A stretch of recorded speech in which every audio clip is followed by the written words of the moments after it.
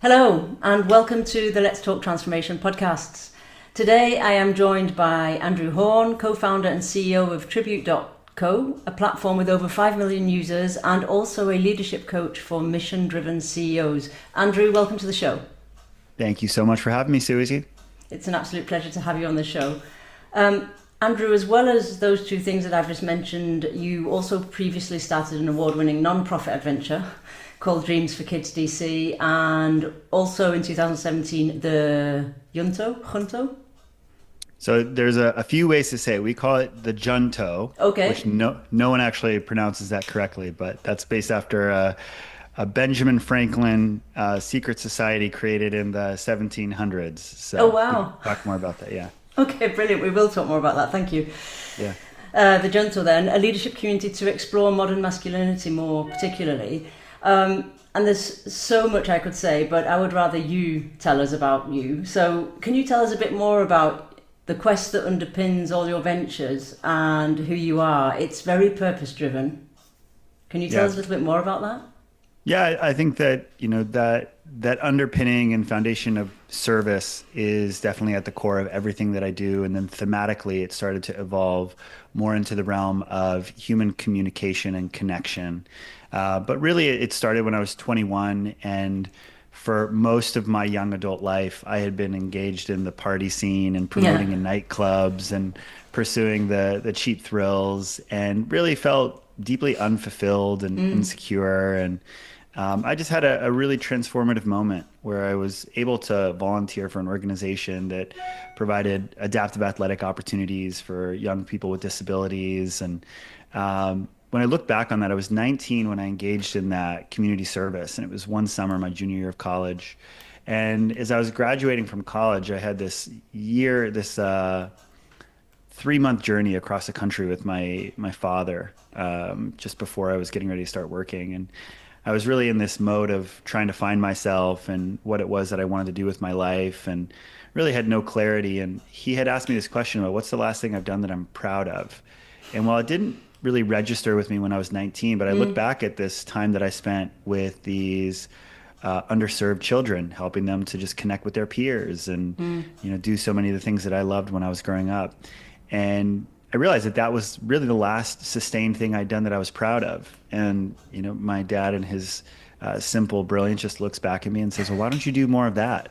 And so while I was in this stage of life where looking at hospitality and getting into nightlife and hotels and restaurants, which didn't really speak to me, it was just what I had momentum doing. I just said, well, if here's this one thing that made me feel really good about myself, where I could see myself contributing, why don't I just do more of that? And so that's what led me to start Dreams for Kids, and immediately was filled with such passion and purpose I for can this imagine. organization, helping young people to, again, connect with their peers, play sports, which was so much of how I socialized and built friendships when I was younger. And so that organization, now it started in 2009 and still going more than 15 years later, and serving thousands of young people with disabilities in the Washington, D.C. area. And I think that that's where I realized that for me to have the type of motivation to create in the world, like, I needed that connection to service and contribution. That was just essential for me to feel good about myself, to motivate myself, to find the energy to build. And then really where things started to shift thematically was, I think that I define purpose as a commitment to the service of something greater than the self. And I Okay. think that there's a distinction that's helpful about a calling, which is different from purpose. And a calling is when we take our unique lived experience and we use that as fuel to serve something greater than ourselves. And for me, my entire life, something that I really struggled with was social anxiety. And I grew up in Hawaii, experienced a lot of racial discrimination in public schools there, being a white kid, one of the few in my school, and was really lonely Interesting. and isolated and didn't have a lot of friends. And even as I got into middle school and high school and college, became so externally referenced because I just so deeply didn't want to be lonely. I wanted to fit in. I wanted to belong. And so I adopted all of these defense strategies of how to say the right thing, how to do the thing that other people liked. And, even as I started to create my own companies, my mom is a 13-time published author in the realm of interpersonal dynamics and communication. Yeah. And so I knew how to say the right thing. I knew how to package information and content to raise capital or connect with people or get people to choose me for a partnership. But I still had so much contraction in my body near all the time, just fear that I was going to be found out as an As an imposter or imposter. just worry that I couldn't be myself. And so I think so much of my interest really started to orient around how do we communicate effectively to build meaningful connection. And I mastered in my early 20s a lot of the techniques and tools of effective communication, but that clenching, that fear, that worry of not being enough, not being smart, so much else, still persisted. And I think where so much of my work really started to shift into the realm of leadership coaching and transformational coaching was in this really formative experience that I had being introduced to this modality called Gestalt communication, where I got invited to this retreat at the Cleveland Center for Gestalt, and I walk in there, and it's me and 40 other executives and entrepreneurs, and the facilitator says, "Okay, I'm just going to invite you to embrace these three core pillars of awareness while you're here: authenticity, curiosity, presence. So I'm going to invite you to engage your thoughts and your feelings as real, valid, deserving of a voice. Curiosity, trust your curiosity, ask the questions that do it justice. And presence, just be fully here, be out of any stories or prediction about what's going to happen." And I had this experience where everything really shifted for me. There's this woman there named Megan, and she's a successful media entrepreneur, and we're two of the only 20-year-olds in the room, everyone else in their 40s and 50s. And I had been asking her questions and trying to connect with her. And I think everyone's had this experience of trying to connect with someone and they're just not into it. They're like not asking you questions back. They're looking around the room. And then I start to get in my old pattern of questioning myself. Oh, it's like she doesn't think that I'm successful enough, or I'm like I'm not doing this boring. right, whatever that, yeah, whatever that might be. And so I start to withdraw.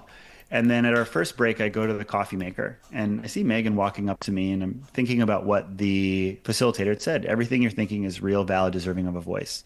And I was like, okay, well, I'm here, so I might as well try this on. And so she comes over and I was like, "Hey, Megan, do you have a second? I'd love to share something with you." And she says, "Yeah, sure." And I said, "So I just want to let you know, I love what you've built.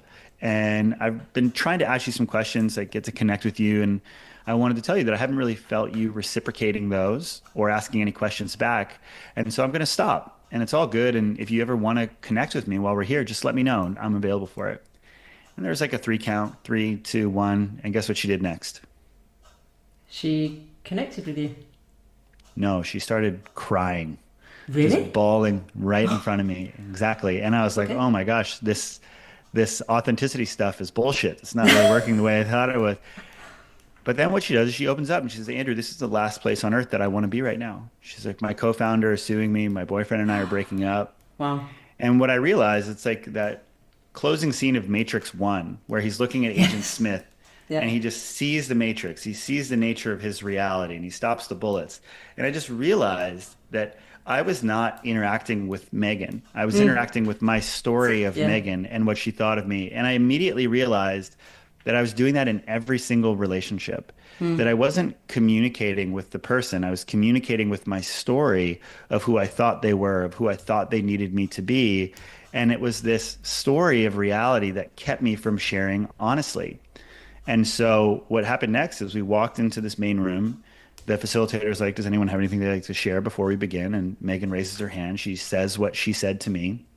And the facilitator naturally embraces it. He says, "Great." And then it's like, "Anyone else have anything they'd like to share?" And 2 other people raise their hands and like, "This doesn't really make sense for me. I work at a bank. People aren't going to get this like touchy-feely stuff." And I saw in that moment me being authentic, creating space for other people to be authentic. And what I realized is that so much of my orientation in the realm of communication was predicated on just wanting to be liked, to fit in, to be chosen. And what I saw in this moment was the power of embracing authenticity as this divine act of service. That when I am truly myself, and I do that in a way that is constructive and non-judgmental, that other people feel like they can be themselves too. And that I more than I want to be liked, I want you to feel like you can be yourself. And the only way that I can do that ethically and effectively is simply to do that myself. And so really all of my work started to shift into, okay, well, how do I embrace authenticity and efficacy? How do I show up as myself and lead with integrity and live fully, as a byproduct of that? And that's really what so much of my leadership coaching and my facilitation and writing and speaking has now focused on, is really that lane of how do we become authentic and effective.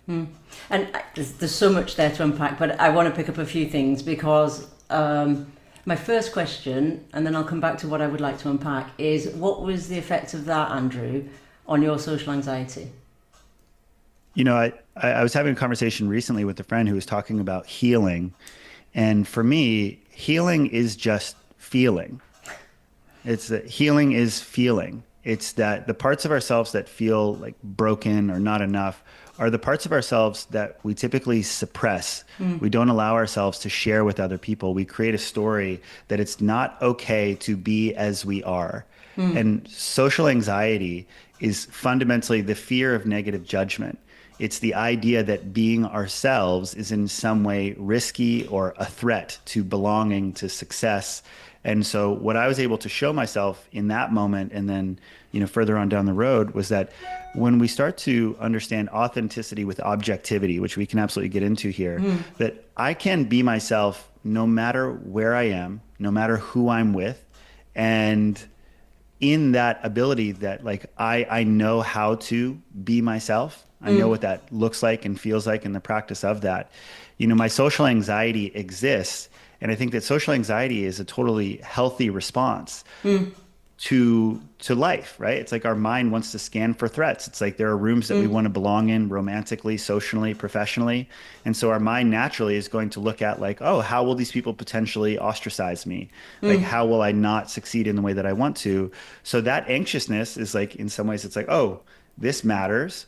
And then my response to it now is so constructive and intentional that what I say about my social anxiety is that it's still there, but it's just my response to it is now so clear and effortless and constructive. And so the goal is not to eliminate social anxiety, while mine has, because it just understands that it's less constructive than a lot of other motivational forces that I have. But really it starts by just building up a constructive response to it. And so that's how I'd say it's now it's I still have social anxiety in moments. I was just giving a big talk to 400 people in Utah last week, and it's I'll have some healthy anxiety going up on stage, but then I know how to feel into that. What is it anxious about? Oh, it wants these people to find a lot of value in my talk. Okay, now I can talk to that anxiety. I'm well, what do I want to do to make sure that these people get the most value out of it? Well, here's how I want to be. I want to be open, and I want to be funny, and I want to be focused. And what do I want to know about what they want to know here? And what are the main points that I want to hit? And so it's really my anxiety is still there to a lesser degree, but what has fundamentally changed is that now I have a clear way to respond to it. And one of my favorite ideas in life is that we don't control our first thought, but we do control our second. And I've become a master at engineering and controlling that second thought whenever anxiety does creep in. And it really is about mastery, isn't it? So I like the idea of healthy anxiety, because it's difficult conversations. People never get up and think, oh, great, I'm going to have a difficult conversation. But they get more comfortable with the feeling of being uncomfortable, and they get a certain mastery around their triggers and how they respond to that. And so the system that you're intercepting, your response system, and essentially the stories you're telling yourself, to come back to one of the first things you said, because we do get caught up in the stories we're telling ourselves, don't we? We also get caught up in what you also spoke about, whether we call it imposter syndrome, people pleasing, what we should be doing, what success should be, and so I think those two are very prevalent, aren't they? So you can go to a retreat for 2 or 3 days, and I'm sure a lot of us have been there, and you get these light bulbs. You're oh, I get it. This is why I'm doing this. Oh, it would be so much easier to do that. But of course, you're in a safe, spacious, mentally and emotionally space.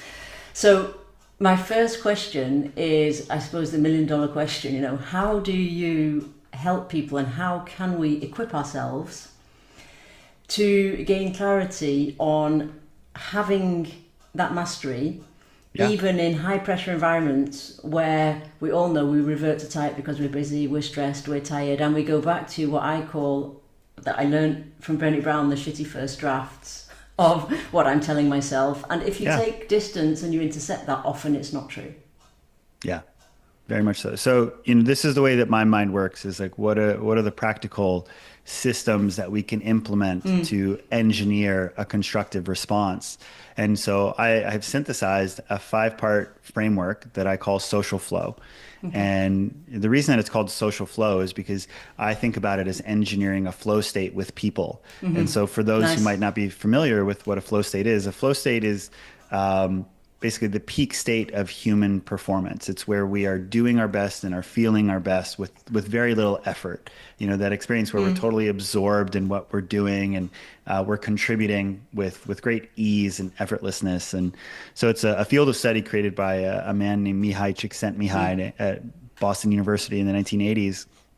And when you look at basically what he talks about with flow states, he also created this field of study called flow triggers. And he basically was saying, like, for him, the more flow you could experience in your life equated to living a beautiful life. Like the more time you spent in those states, like that means you're living your life to the fullest. And so he started to really research, well, what can people do to create more flow in their life? And he said that you can focus on these things called flow triggers, these things that we can point our awareness to that make it easier to tap into flow states. And so some of those things would be full presence on the task at hand. So again, we're not focused on anything but what's right in front of us. Another one would be an equal match of skill and difficulty, right? Where it's, if we're just doing things that are boring to us, that aren't challenging, then we're not going to be called to that state of full presence and activation. But he talked about one, he said, that was more important than any other. And he calls that intrinsic motivation. And intrinsic motivation is doing something because we want to do it, not for the result, right? And so it's like doing this podcast with you. Like, I actually think that this is enjoyable talking about these ideas. Like, I have kind Absolutely. feelings in my body right now. And afterwards, there's also a result that will be valuable, right? Like, I will have done this with you, and there will be people who will see it, and maybe some people will find either of our businesses and we'll get new work because of that. But also having a conversation about these types of ideas is enjoyable in and of itself, right? Massively And so, so yes. yeah, so there's intrinsic motivation to do this thing. And the reason that this is so important is because specifically in social context, when we are communicating, when we're pitching, when we're presenting, we start to shift off of intrinsic motivation, doing what we want to do, and we start to focus on external factors that we don't control. I think of this as the rope. I think of this as rejection. People aren't going to like what we have to say, of outcomes, which is that we're not going to accomplish our goal, or perception. People are going to think that we are X, Y, or Z. And so it's, again, natural that our mind will focus onto these external factors. But as we start to motivate ourselves based off of the rope, rejection, outcomes, and perception, we create what I call TAR. And TAR is Sticky. tension in, yeah, it's sticky. It's tension in the body, right? So we feel that contraction in our gut. We feel anxiety in our mind. We start to worry about what's going to happen. Or we feel resistance, which is when we avoid talking to the new person, saying the thing that we want to say. And so much of the anxiety, reactivity that we experience in social situations is because we're focused on these external forces. And social flow, creating flow with people, brings our awareness back onto the internal motivators that we control before and during any social situation. So now you're probably asking yourself, well, what are those 5 forces? So you just remember the acronym I CAN with 2 I's. So IICAN. Okay. And so before any of this is most helpful as you're starting to learn this, to do this before transitional moments. And so let's say that you're getting ready to go to a dinner party, you're in your car, driving on the way there, you're in your Uber, run through the social flow framework. You're getting ready for a big presentation, work on the social flow framework, these 5 questions. So anytime you're at a transitional moment, a pause before an event, it's most helpful to start practicing these. But as you do it over time, you'll just naturally be able to pull these skills into your conversations in real time. And so the first I is intentionality. And intentionality is based on the premise that when we put our attention onto our intention, we create the experience that we want. And so I define leadership fundamentally as the intentional response. It is the ability to respond intentionally to life, to construct a vision that inspires ourselves and others towards win for all solutions. But it all starts with the ability to respond consciously. And so the question of intentionality is, how do I want to be, or what do I want to achieve? So it's natural to react to life. We will unconsciously react to life coming at us without thought. But where we really start to lift into leadership is by asking yourself, well, how do I want to be? What are the three kind of ways that would help me to respond the way I'd like to? I want to be present. I want to be focused. I want to be kind, whatever that is. What do I want to achieve? What's my outcome? Like allowing myself to focus on how I want to be and what I want to achieve will shift you onto the track of conscious response. And so we just start there, is with that question. How do I want to be? And we can dive deeper into how you practice these, but I'll give you the quick introduction up front. And so the next one is introspection. And so this is something that speaks to this idea that the quality of our conversation is more dictated by our context than the content of the conversation. What I mean by that is our context is what we are feeling and thinking about what's happening versus what is happening. What's actually happening. So if I am going into a high-powered networking situation, conference, my context is what am I thinking and feeling about this event? Am I feeling anxiety? Is my thought going into it that this is going to be really challenging, or that these people aren't going to be interested in talking to me, whatever that might be? And my context about that event is much more important than who's actually going to be there, what I'm talking about. Because again, like Anais Nin says, we interact with the world as we are, not as it is, right? Yeah. And so it's this idea that like we project onto our world our thoughts and our feelings, and that context is what creates so much of the energetics and emotions that imprint onto how we show up. And so in introspection, what we start to do is ask ourselves, what am I feeling and thinking? And there's a lot that we can go deeper into how you practice this. But again, whether it's with our feelings, if we're present to our feelings, how do we start to welcome in our emotions consciously? Listen for the messages that they might have for us, become present to, there's something called the cognitive emotive loop, that our emotions will naturally imprint onto our thoughts. So once we're noticing thoughts, if those are based in fear or worry of the future, how do we use something like The Work by Byron Katie to ask ourselves, is this thought true? How do I know that it's true? How do I feel when I accept this thought as true? Could the opposite be true? Start to come out of, again, the thought or story of reality and back into presence. So introspection. Yeah, introspection is this ability to look at, okay, here's what I'm feeling, here's what I'm thinking. How do I integrate those things consciously so I'm back into presence? And then we move into curiosity. And so much of social anxiety and suboptimal performance is based on a hyper awareness of self-consciousness.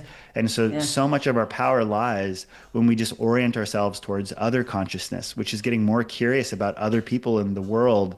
And so this question of curiosity, just ask ourselves, what do I want to know? So going into any social situation, whether that's a selling, whether that's a romantic context, whatever that is, if you just ask yourself, what do I want to know? You will connect yourself to questions that do your curiosity justice, that are going to allow you to effortlessly flow into a state of connection with the people across from you.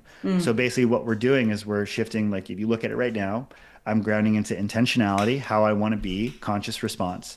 Introspection, what am I thinking and feeling?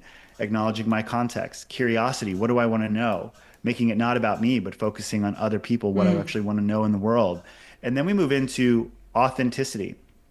And this is based on the idea that the quickest way to earn trust with other people is to tell the truth. But we're not often told how to do that effectively. And so I think of this as not just authenticity, but authenticity with objectivity and positive intent. Because authenticity in and of itself is not a virtue. No. What I mean by that, it's like you've had people at work who weren't doing a good job, and you probably thought to yourself, man, this person really sucks at their job. And if you were to say that to that person, that would be authentic and true for you, but probably not going to be constructive for getting them to actually evaluate their action. And so what I mean by authenticity with objectivity and positive intent is, okay, authenticity, is it true for me? Objective, is it factually true?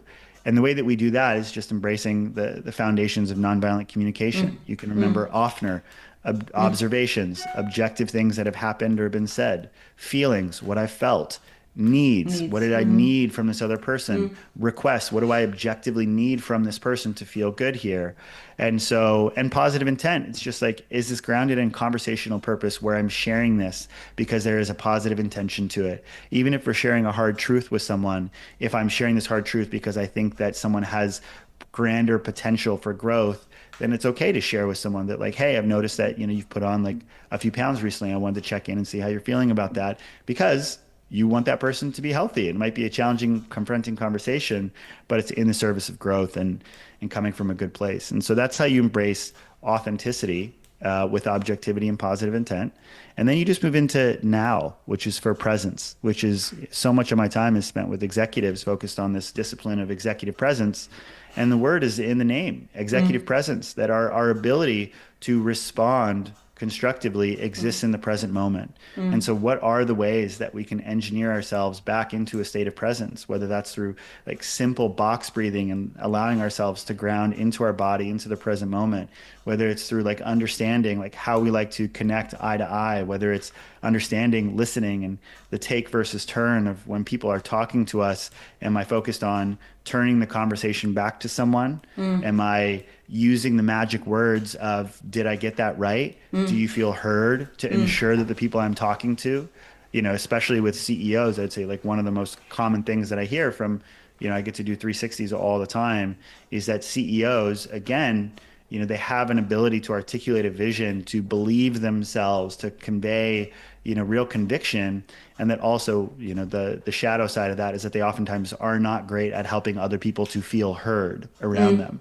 And so this idea of presence and active listening to bring ourselves back into presence is quite helpful. So again, if you work through that, it's intentionality. How do I want to be? Introspection. What am I thinking and feeling? Curiosity. What do I want to know?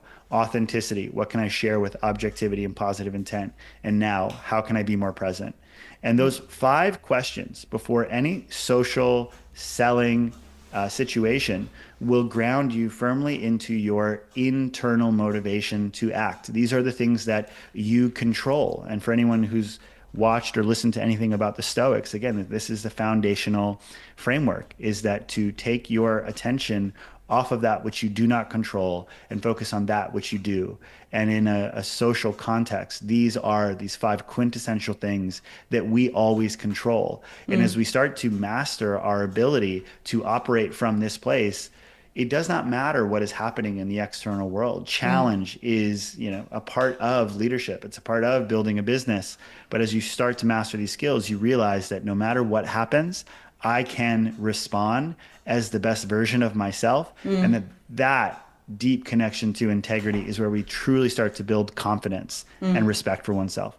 And I think, my question was around how does one stay present in everyday life? And I think, so how do I stay present as a senior leader in everyday life? And if I add digital on top of that, which can often be very transactional in terms of ways of working, and you don't have to be fully present because you can sort of see someone on the screen, and if you're not really concentrated, you can put it in the chat and things like that. And one of the biggest questions, I think, is how can senior leaders step out of what I call hypervigilance, which is what you're talking about, of just constantly reacting to their environment and not necessarily being present. And also with the fact, this hybrid model where they have to be intentional, I think, about how they communicate, what they're communicating, and before all that, how present they are. So they could use this process, but what happens if they have to step from one meeting to another where they're massively stressed and they've got bad news to give and they still have to engage people across a hybrid means? Because I think that is, I totally get what you're saying, and I totally understand that you need to make it a habit, but how do they do that? How do I do that in a high pressure work environment? Totally. So I'll show you rather than tell you theoretically. Okay. What's the next important kind of like work meeting that you have coming up? I have a big sort of sales presentation to do. Cool. So you have a big sales presentation, and that's today, tomorrow. When is it? Monday. Monday. So big Yeah. sales presentation. All right. And so for Susie to be the absolute best version of herself in that sales, how do you want to be or feel in that meeting? I want to, Three, you get three. I get three things. I want to feel heard. So you Impact. can't actually feel heard, right? Okay. That's more of an outcome. Okay. I want to feel authentic, impactful, Yeah. and connected to the people I'm talking to. Authentic, impactful, connected. And then like what's the ideal outcome? Like what happens after this? Like what are the last things they're saying to you? They're saying to me, yes, you've completely understood our needs. Yeah. We are curious about co-creating with you to move this forward, and the communal objective is to have as much impact on the organizational system as possible. Cool. So it's like even that took us 30 seconds to work through right there. So it's just like you actually like, okay, so here's how I want to be going into that. And then again, anytime we're going into a sales call specifically, I'd say that even moving into the curiosity, the piece that oftentimes takes a little longer to work would be the emotional mastery piece of how to regulate our nervous system and deal with challenging thoughts. And so if you're in one of these situations where you're transitioning from one to another, you can just start with just intentionality and then go into curiosity, which is again, going into that meeting. If you were to think about like what it is that you most want to know going into that meeting, like what is it that you most want to know about those people? What comes up? I want to know what motivates them. I want Yep. to know their bigger vision for the organization, and I want to know where their biggest constraints lie. Yeah. So it's like, even right there, it's what you've done is you just showed yourself like you have enough ammunition to go into that meeting with like those questions that are going to drive a conversation towards a meaningful place. And so, there's tons that we could go into, but even those setting you up for any situation, it's again, most social anxiousness is just hyper focused on us. And so just going into those questions, having yourself focused on what actually is interesting and meaningful for you is going to orient you in the right direction within those conversations. And so, naturally with authenticity and objectivity, there's a whole workshop that we could do on how to embrace authentic selling and how to package our own content and services in a way that is both compelling, but also objective. And, we could talk about that, but I think that any of these skills work independently on their own. The ability to actually inspect our thoughts and our emotions, the ability to ask better questions. And so that's kind of what I said of like, this really is, especially when we're in conflict or real tense situations, working through the entire framework is going to help you to show up more constructively. But also any of these skills can just be cherry picked individually to help you to go into these important conversations and social settings with a deeper connection to intentionality and purpose and how you want to show up. It feels very different, and it didn't take us that long. It took us 5 or 6 minutes. You're right. Yeah. And so now I'm asking myself the question, Andrew, can I scale that? So could I use it in a community or a network setting in terms of keeping the community alive? Because communities, in my opinion, are normally led by like-minded people. Everyone shares some type of passion or authentic, unique contribution that they bring to the community. Yeah. But how do you keep that sustained? And could I use that in a collective setting? Hell to the yes.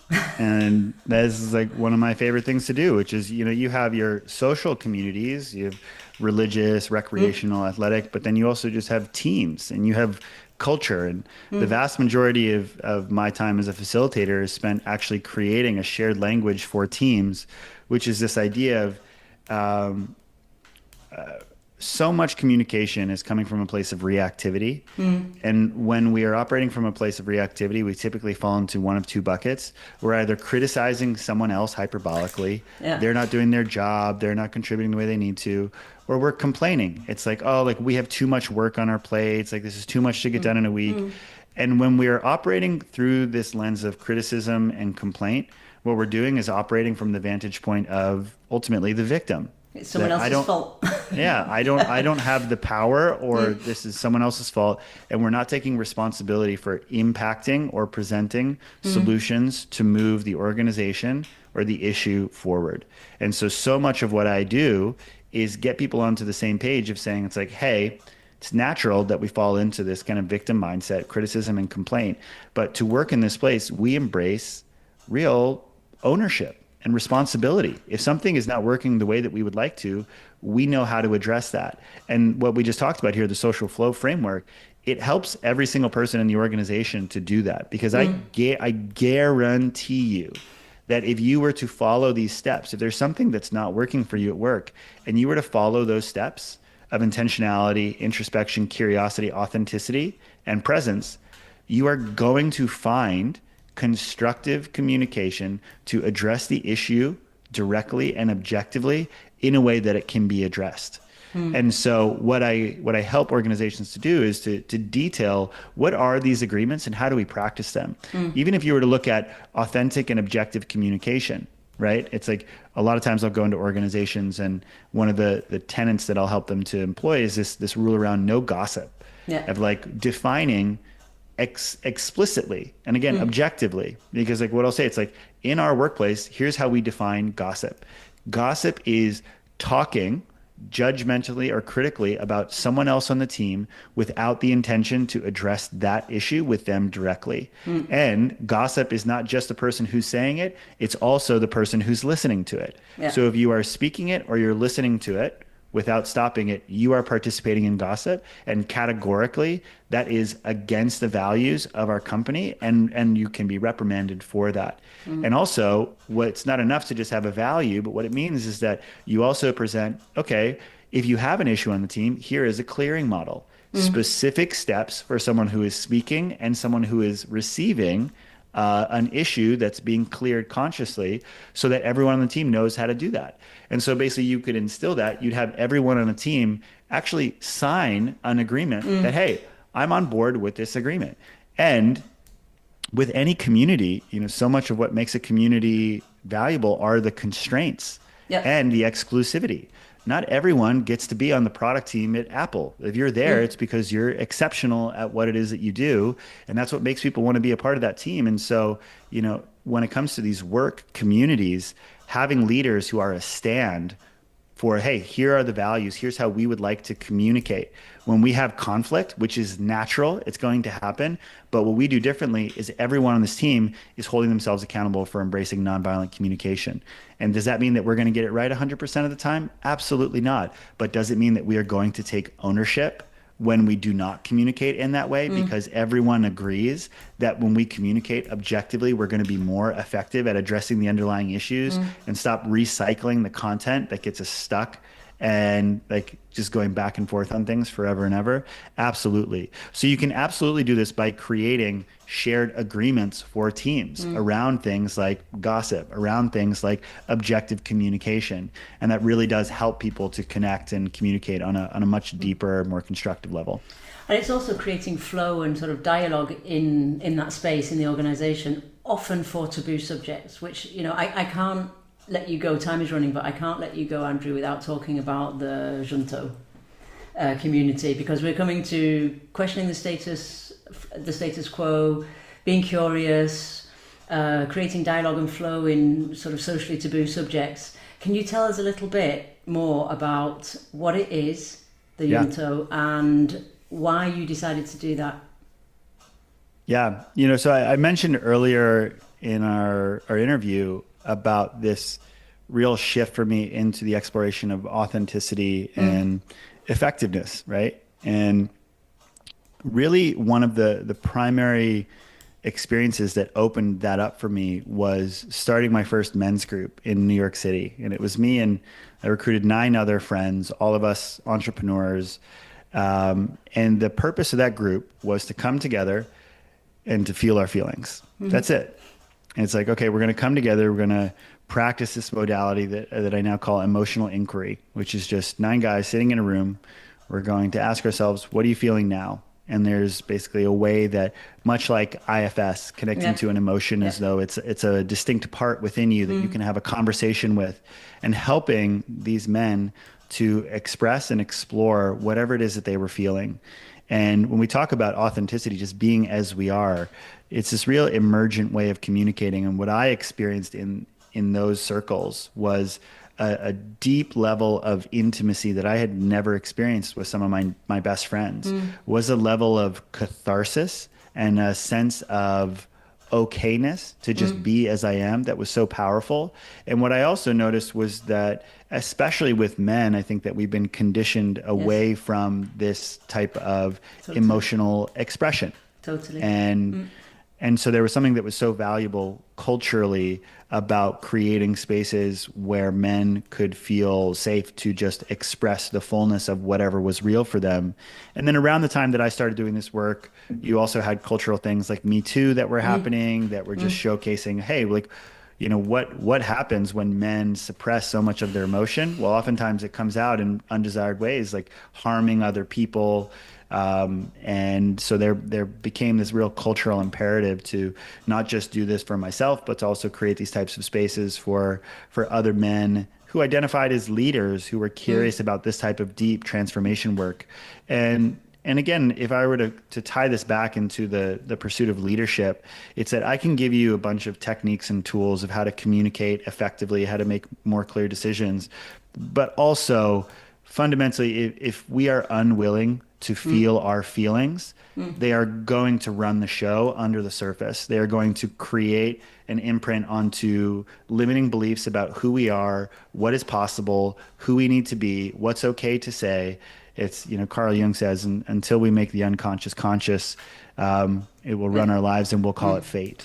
And so it truly is this quintessential aspect of reclaiming our own integrity and conscious response, is to be able to feel our feelings. And so we started with this whole pursuit of emotional mastery, creating tools that help men to integrate their emotions consciously and constructively. And then, you know, as my own work as a coach and facilitator grew, we just really started to explore beyond the emotions into the grander identity, you know, understanding this foundational psychological model called the identity model of change. Basically that, you know, at the end of the day, people will do the types of things that represent who they think they are, and that our identity is this quintessential and foundational motivator of behavior and habit formation.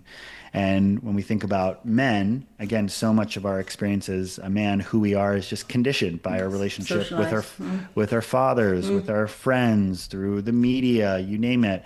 And so we started to create a number of really distinct frameworks and rituals that help men to reconcile the conditioned aspects of their masculinity as well as their identity, and then start to construct it really on their own volition, to ask themselves the bigger questions of, well, who am I? What are my values? What is it that I'm committed to that's greater than myself? What do I want to be remembered for? And allowing us to build a community of leaders who are really like communicating from this most authentic place, tapped into the emotions, who are connecting with the most authentic version of themselves, who they are, and then really holding one another accountable for being the type of person that they want to be in the world. And so now we've taken several hundred guys through these wilderness retreats that we do every quarter, and it's some of my favorite work that I get to do. It sounds fascinating. And what's your vision, Andrew? It sounds like this is a big part of your legacy, your leadership legacy. What's your vision for masculinity in 2030? Yeah, I think that my vision is that we are in the midst of a loneliness epidemic. Of like the most common number of friends in the United States of an adult male is 0. More than any other number, 0. 1 or 2 or 3. If you were to look statistically, the most statistically prevalent number is 0. Really? Right? Wow. Yeah, because if you look at the dispersion between like other numbers of friends that people have, 0 is the most common. And it's like 50% of Gen Z millennials identify as consistently lonely. And so I think that there is a need for communities that are based off of shared values and this type of deep work. And So my vision for this specifically is that we'll continue to do these retreats that really cater to men of a certain, ilk, men who are identifying as leaders, who are on that path, and that's who I specifically work with. But also, I want to make sure that this type of work is available for everyone. And so the types of things that we're doing is opening up open source manuals that would help anyone who wants to create a men's group, which is totally free. Some of the highest ROI work that I've ever done in my entire life. You could go to our website right now and get a full tutorial about how to do that yourself. Wow. When it comes to creating a 3-day ritual rite of passage with your friends, we'll give you all the different activities that you can do on your own to ask yourself these types of big questions with your friends, to go out with your son into the woods for a weekend and have big, deep conversations. And so my vision is just that all of these tools that have been so helpful to me and so many of the people that I love and care about are readily available for anyone who wants to use them. And that it becomes more normalized that these types of rituals of, again, these rite of passage experiences, men's groups, things that have been around as long as we've had civilized communities, start to resurge and become more normalized. So that would be kind of a big part of the legacy, is that, saying that you're in a men's group, is just as popular as someone saying they're going to Sunday service 50 years ago. Yeah, to not normalize that discussion and those communities. But I mean, and I think digital has enabled communities, but in other ways it's disabled communities in terms of human connection. What would your piece of advice be to leaders looking to create meaningful impact in communities going forward as we get more and more interconnected technologically? Yeah, I think that the one thing that leaders can do to cultivate meaningful communities, to be what I would call a conversation catalyst, is that all meaningful connection starts the same way, and that's with a meaningful conversation. And with any leader, I think that so many people are craving real depth and intimacy. They just don't know how to do it. And the simplest pathway to open that up for people, whether it's on your team, whether it's in your family, is with deeper questions, is like giving people a chance. Every Friday our team opens up and it's like, what are you grateful for this week? What are you most excited about? And just those two questions are a lens into a deeper part of people's lives. It's like if you're getting a team together for an offsite, I have a great article. It's the best questions for meaningful conversation at your team offsite, of just creating some space for people to talk about, like, what's the thing you've done in your life that you're most proud of? What's your dream? Right? Like, what's the best book you've ever read? Who's your mentor? So opening up for these types of questions where people can have meaningful conversations is, in my opinion, the most efficient pathway to open up deeper connection and more meaningful community for people. And any leader can be that conversation catalyst by saying, oh, it might feel a little risque or edgy or confrontational to invite people to go there. But also I think that people typically appreciate us for that invitation. Okay, thank you very much. I'm going to leave our listeners with that, with creating space through different questions. Go what I call making friends with silence, because that's what space is, and we try and fill it often. And also, I'm going to take them back a few minutes in our conversation to I can, so they can also. Andrew, thank you so much for coming and sharing your insights and your experiences and your stories. Where can people find out more about you and what you do? Yeah, so I would say that everything is housed pretty centrally on my personal website. That's just ITS. It's andrewhorn.com.